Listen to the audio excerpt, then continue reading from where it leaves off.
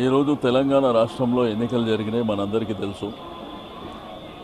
బ్రహ్మాండమైనటువంటి విజయాన్ని సాధించడం జరిగింది.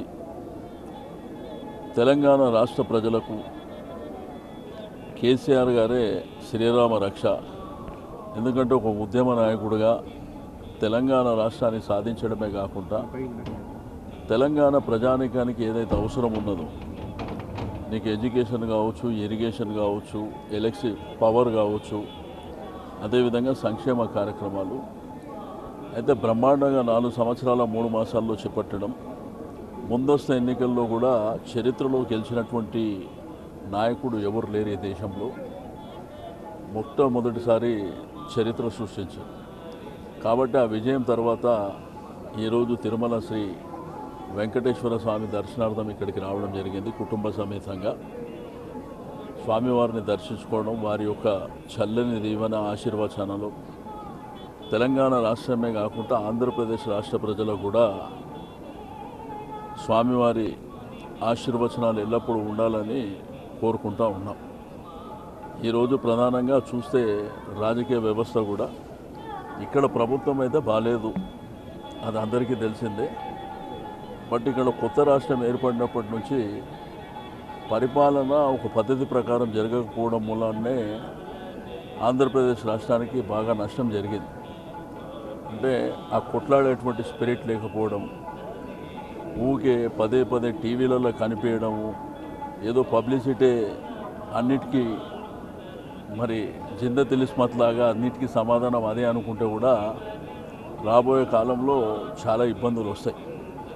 రెండోది, బ్రదర్ ఇంతకుముందు మాట్లాడినట్టు తప్పకుండా తెలంగాణ రాష్ట్రంలో ఉన్నటువంటి 17 పార్లమెంట్లో 16 పార్లమెంట్లు బ్రహ్మాండంగా మేము గెలవడం జరుగుతుంది.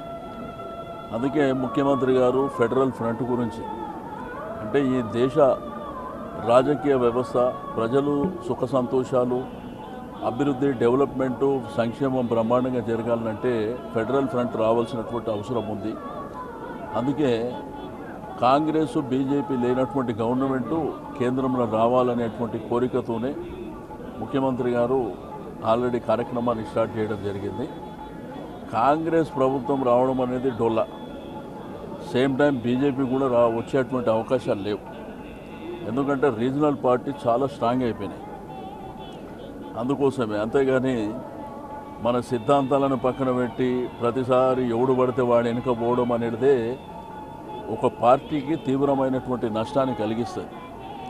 మహానుభావుడు ఎన్టీ రామారావు గారు పెట్టినటువంటి పార్టీ, కానీ ఈరోజు కాలక్రమేణా మనం చూస్తున్నాం ఏ పార్టీకి వ్యతిరేకంగా తెలుగుదేశం పార్టీని పెట్టినో మనకందరికీ తెలుసు.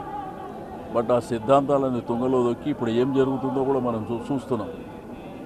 ఇప్పుడు పోరాట స్పిరిట్ ఉండాలి. ఒక గవర్నమెంట్గా గవర్నమెంట్ చేసే పనులు చేసుకుంటూ వెళ్ళాలి.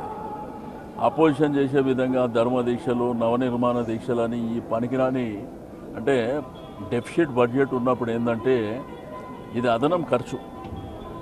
ఈరోజు ఏంటంటే కోట్లాది ప్రజాధనాన్ని దుర్వినియోగం చేయడం అంటారు దీన్ని. కాబట్టి డెఫినెట్గా ఈ దేశంలో రాజకీయ వ్యవస్థ 4 మాసాలలో మారబోతుంది. డెఫినెట్గా బీజేపీ, కాంగ్రెస్ లేనటువంటి ప్రభుత్వమే రాబోతుంది. చూస్తారు రాబోయే కాలం. ఏపీలో కేసీఆర్ గారు డెఫినెట్గా వస్తాం కదా. మాదేంటంటే తెలుగు వాళ్ళందరూ సంతోషంగా ఉండాలని కోరుకునేటువంటి, ఆ రోజు ఉద్యమ నేపథ్యంలో కూడా 2 రాష్ట్రాలుగా విడిపోదాం, అన్నదమ్ముల్లాగా కలిసి ఉందాం అనేటువంటి స్లోగన్తో ముందుకు వచ్చినటువంటి ఉద్యమ పార్టీ ఈరోజు బ్రహ్మాండమైనటువంటి మెజారిటీతోని గెలిచినటువంటి పార్టీ. మహాకూటమి పెట్టి ఎంతమంది అక్కడ చిర్మిక్స్ చేసినా, ఇక్కడ నుంచి విచ్చలవిడిగా డబ్బులు పంపించి ఇక్కడ అధికారులను కూడా అక్కడ ఉపయోగించుకున్నటువంటి పరిస్థితులు ఉన్నప్పటికీ చరిత్ర ఏం చెప్తుంది? ఈ దేశంలో ఎవ్వరికి రానటువంటి మెజారిటీ బ్రహ్మాండంగా మాకు రావడం జరిగింది.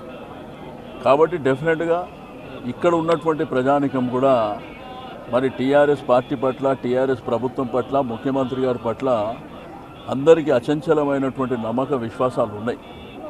అందుకే ఈరోజు గ్రేటర్ హైదరాబాద్ పరిధిలో ఆంధ్ర ప్రాంతం నుంచి వచ్చినటువంటి ప్రతి ఒక్కళ్ళు ఎంతో సంతోషంగా ఉన్నారు. అక్కడ పరిపాలన అంటే మీలాంటి పరిపాలన ఉండాలనేది ప్రజలు కోరుకుంటుంది. బట్ డెఫినెట్గా మా పాత్ర రేపు ఆంధ్రప్రదేశ్ రాష్ట్ర రాజకీయాలలో డెఫినెట్గా ఉంటుంది. అడేసుకో